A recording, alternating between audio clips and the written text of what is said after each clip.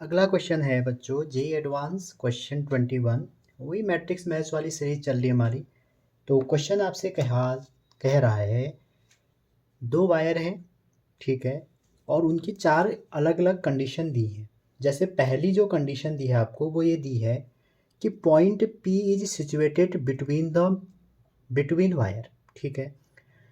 अगर दो वायर हैं, इनफाइनाइट वायर हैं, एक ये गई और एक ये गई। अगर आपका जो पॉइंट पी है वो बिल्कुल बीच में है, तो जो बी है, जो मैग्नेटिक फील्ड है, इन चार में से कौन सा ऑप्शन सही होगा। पहला ऑप्शन कह रहा है B at P due to current in the wire are in same direction. कह रहा है कि जो मैग्नेटिक फील्ड है इन दोनों की वजह से जो हमारा पी पर बी होगा वो सेम होगा। आप खुद ही बताइए, अगर कोई ये वायर है, सोचिए इस वायर के यहाँ पर निकालना है मैग्नेटिक फील्ड और यहाँ पे निकालना है, मैग्नीट्यूड सेम रहेगा। अगर ये यहाँ से यहाँ पर या यहाँ से यहाँ पर डिस्टेंस आर आर ही है तो एम्पिरियन लूप के हिसाब से मैग्नीट्यूड तो सेम रहेगा। लेकिन अगर आप बच्चों डायरेक्शन की बात करेंगे वो तो अपोजिट रहेगी ना। क्यों? अगर आप यहाँ पर राइट हैंड थंब रूल लगाएंगे, थंब अगर आप करंट की डायरेक्शन में रखते हैं तो ये आपका मैग्नेटिक फील्ड बता रहा है, और यहाँ पर मैग्नेटिक फील्ड ऐसे हो गया, तो मैग्नेटिक फील्ड तो सेम हो ही नहीं सकता, तो पहला वाला गलत। दूसरा कह रहा है B at P due to current in the wire are opposite direction, जो कि बिल्कुल सही है। तो जो पहला वाला आपका है उसका इसका आंसर या तो क्यू हो सकता है, ठीक है। अच्छा जी, there is no magnetic field, ये भी सही नहीं है, कैंसिल तो नहीं करेंगे, ठीक है। आगे कह रहा है दो वायर रिपेल ईच अदर। अच्छा, वायर, अच्छा, ये कह रहा है देयर इज नो मैग्नेटिक, ये बिल्कुल सही है। क्यों? देखो इसका अगर आप यहाँ पे निकाल रहे हैं, अगर इसका इनवर्ड है इसका आउटवर्ड है तो दोनों आर आर डिस्टेंस पे इक्वल है, मैग्नीट्यूड तो इक्वल है लेकिन डायरेक्शन अपोजिट है, आर भी सही होगा, ठीक है। क्योंकि ना आप देखिए अभी हम इसको डिस्कस करेंगे। जैसे आपका ये वायर है, आप यहाँ पर निकाल रहे हैं कोई करंट की वजह से, तो एक एम्पिरियन लूप में इसका जो मैग्नेटिक फील्ड होगा, चाहे आप यहाँ पे निकालो चाहे यहाँ पे निकालो, मैग्नीट्यूड उसका सेम रहेगा, बस डायरेक्शन का लोचा है, ठीक है। तो इसलिए कैंसिल तो वो कर देंगे। आगे कह रहा तो वायर रिपल ईच अदर, तो रिपल रिपल वाला केस नहीं बनेगा। तो पहले के दो ऑप्शन हो गए। अगला कह रहा है कि point P situated at mid point of the line joining the centre of the circular wire which have same radii. अच्छा, एक में करंट ऐसे बह रही है, एक में ऐसे बह रही है, पी पॉइंट यहाँ पर है। अब इस पी पॉइंट का बताना है आपको। पहला कह रहा है B at P due to current in wire in same direction. अब देखो इसमें भी करंट यही है, इसमें आपको क्या पता है, इसमें अगर आप फिंगर को करंट की डायरेक्शन में रखेंगे तो थंब आपका क्या बताएगा, बी बताएगा। तो इसमें भी करंट ऐसे है, इसमें भी करंट ऐसे है, तो इसका पी वाला ऑप्शन सही होगा, बी दोनों बराबर डायरेक्शन में होंगे, ठीक है। अच्छा जी, अपोजिट नहीं हो सकता, दोनों बराबर, ये जो ये हैं ये सेम डायरेक्शन में है, ठीक है। तो ऐसा तो होगा नहीं कि नो मैग्नेटिक फील्ड कुछ होगा, और ये रिपेल भी नहीं करेंगे क्योंकि एक ही डायरेक्शन में है। आगे चलते हैं।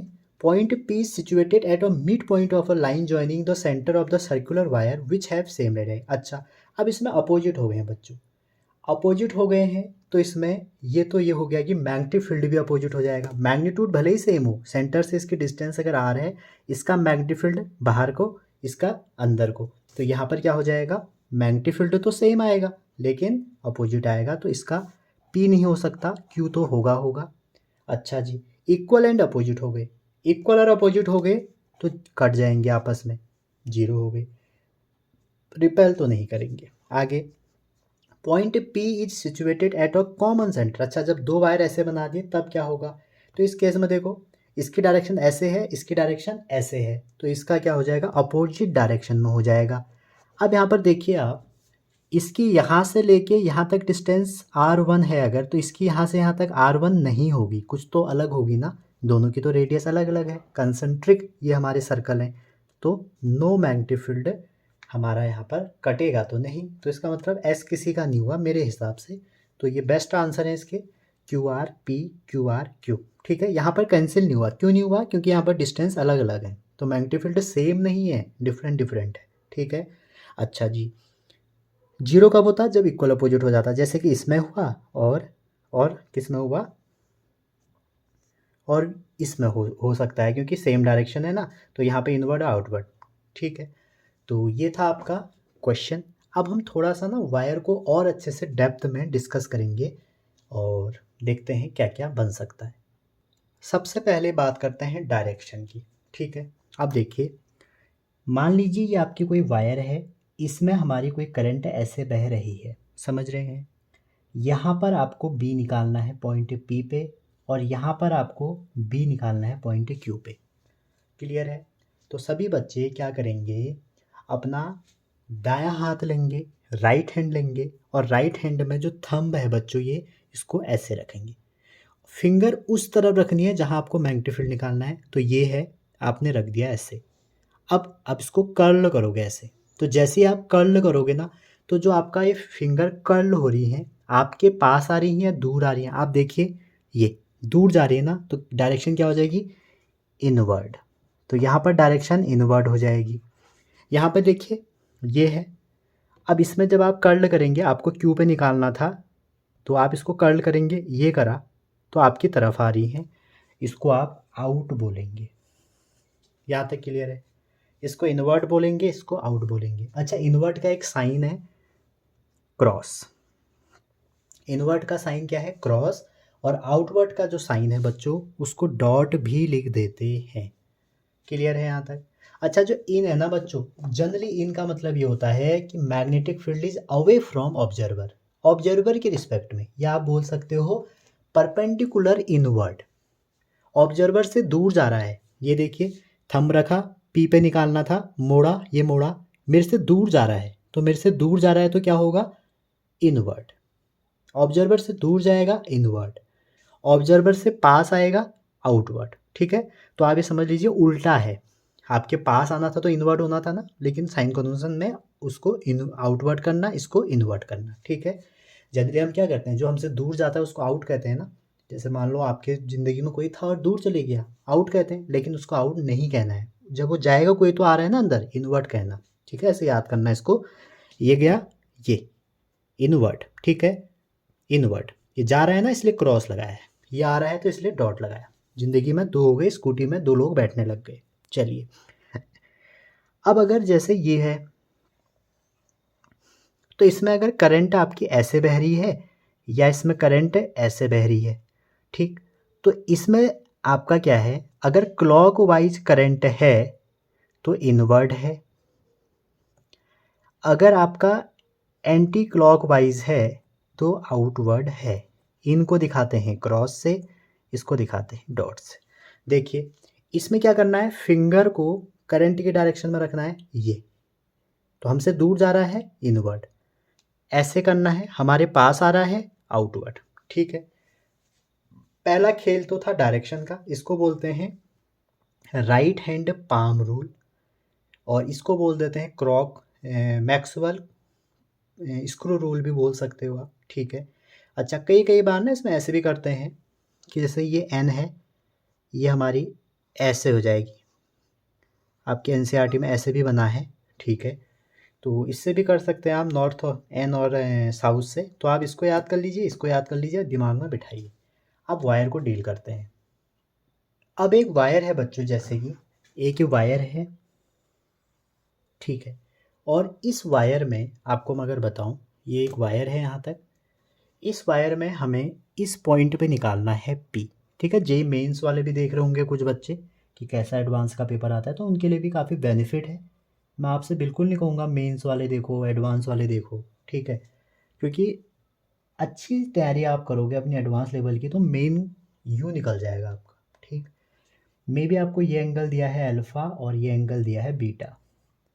तो इस केस में अगर आपसे मैग्नेटिक फील्ड पूछा जाए और करंट ऐसे बह रही है, ठीक है, अगेन डायरेक्शन अगर मैं बताऊं, ये आपसे दूर जा रहा है तो इन, तो यहाँ पर जो मैग्नेटिक फील्ड की डायरेक्शन होगी ये हो जाएगी। ठीक है, डायरेक्शन आप निकाल लीजिएगा, मैं अब नहीं निकालूंगा डायरेक्शन। तो यहाँ पर बी का जो डेरिवेशन है, उससे बी की वैल्यू आती है mu naught I over 4 pi r. अगर यहाँ से डिस्टेंस यहाँ तक आर है, और ये हो जाएगा साइन θ1 प्लस साइन θ2। क्लियर है? अच्छा जी, ये हमारी फाइनाइट वायर है। जब आपको स्क्वायर का, हेक्सागोनल का, रेक्टेंगल का इनका निकालना पड़ेगा तो ये फॉर्मूला यूज़ करना पड़ेगा।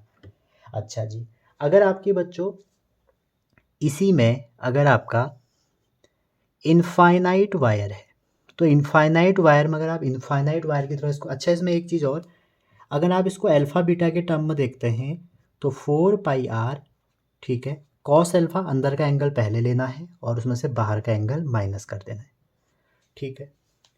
अगर आप इसको निकालेंगे तो अल्फ़ा थीटा की पावर से निकाल सकते हैं। अगर इनफाइनाइट वायर है, इनफाइनाइट मतलब फाइनाइट वायर आपकी नहीं है और ऐसे इनफाइनाइट है, और इस पी पॉइंट पे आपसे पूछा जाए आर डिस्टेंस में, तो B equal to mu naught I over 2πr हो जाता है, ठीक है। यहाँ पर साइन कितना हो जाएगा, फिर 90 हो जाएगा। इनफाइनाइट से अगर आप देखेंगे तो ये 2πr। अगर आपकी सेमी इनफाइनाइट वायर है बच्चों, सेमी इनफाइनाइट वायर, तो सेमी इनफाइनाइट वायर में क्या होगा, आपकी कंडीशन ऐसी होगी कि आपको इसकी बिल्कुल जड़ से निकालना पड़ेगा इस पी पॉइंट पे, और इसमें कोई करंट है या ये ध्यान रखना आप, ये कोई करंट है। तो जब जड़ से आप इसके आर पॉइंट पे निकालेंगे तो आपका बी जो हो जाएगा, एक एंगल 0 हो जाएगा और एक एंगल 90 हो जाएगा। तो 0 हो जाएगा तो 4πr बनेगा, ठीक है। इसके लिए दोनों एंगल 90 हो जाएंगे, इसके लिए एक एंगल 90, एक 0 हो जाएगा, ठीक। अच्छा, कभी ऐसा भी हो सकता है कि जैसे ये है, ये करंट बह रही है और आपसे यहाँ पर पूछ दिया जाए, तो बच्चों इस पॉइंट पी पे बी 0 हो जाएगा क्योंकि एंगल 0 हो जाएगा ना। तो बिल्कुल सामने अगर आपसे पूछेंगे तो 0 हो जाएगा। डायरेक्शन आप खुद निकालिएगा। अब आप सोचिए अगर दो वायर होंगे, ठीक है, जैसे कि हमारा क्वेश्चन था, अगर दो वायर होंगे, जैसे कि क्या, कौन से दो वायर, देखिए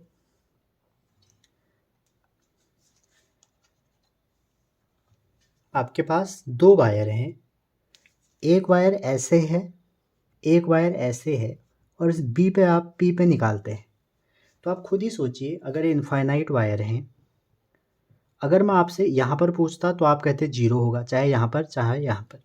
अब इस पी पे अगर आप निकालेंगे, इसका यहाँ पर, हाँ इसका यहाँ पर, इस पी पे निकालेंगे दोनों सेम डायरेक्शन में, तो बी यहाँ पर क्या होगा, 0 हो जाएगा, क्योंकि मैग्नीट्यूड यहाँ पे आर है। इनफाइनाइट के लिए ये हो जाएगा, तो इसका भी इतना ही हो जाएगा, इसका भी इतना ही हो जाएगा। लेकिन डायरेक्शन इस वाले की अगर आप ऐसे देखेंगे तो इनवर्ड हो जाएगी, इस वाले की यहाँ पर देखेंगे तो आउटवर्ड हो जाएगी। तो inward outward direction equal opposite cancel हो जाएगा, ठीक है।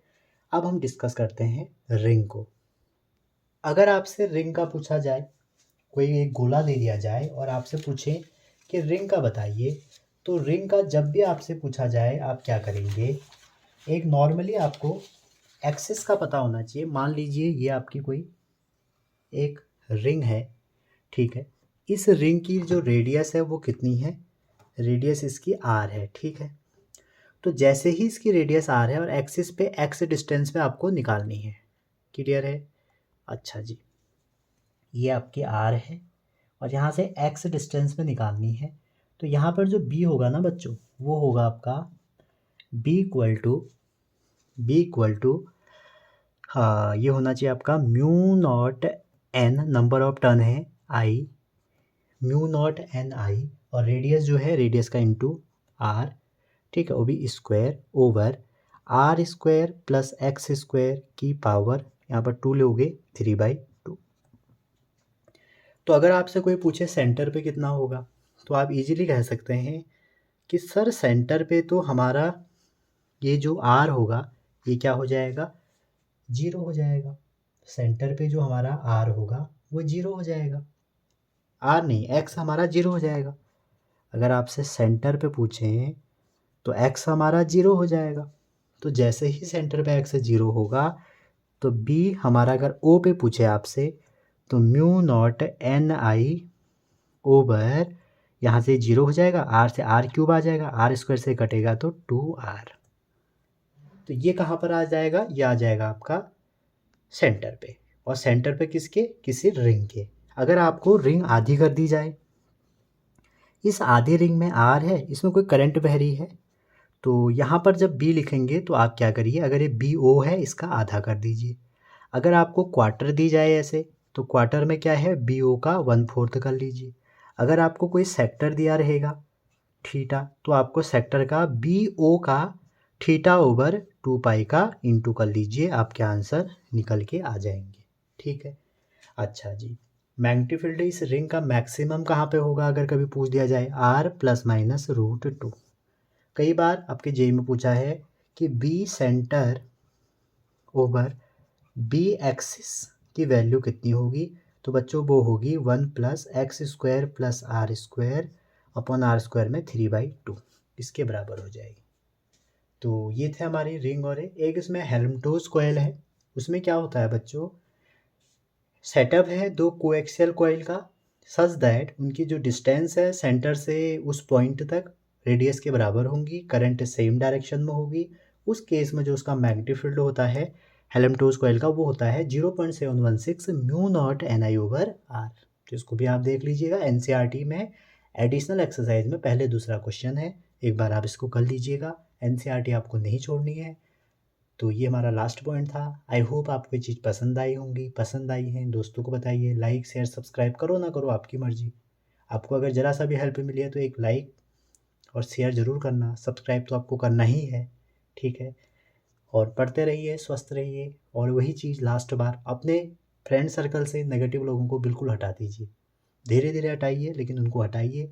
आपकी सक्सेस में सबसे पहले वही बाधा है, या उनको भी पॉजिटिव बनाइए। ठीक है। तो मैं देखता हूँ बच्चे तैयारी करते हैं, लेकिन नेगेटिव लोग उनके उसमें ज़्यादा हैं, वो अपना भी तैयारी नहीं करते हैं, दूसरों को भी नहीं करवाते। तो हो सकता है अगर आपका अच्छा दोस्त है उसको थोड़ा सा समझाइए, अगर वो समझ पाता है तो उसको अपनी तरह लेके आइए एक लाइन में, अदरवाइज आप उनको अपनी लाइफ से हटाइए, उनको नेगेटिव लोगों के साथ रहने दीजिए और आगे बढ़िए। Thank you.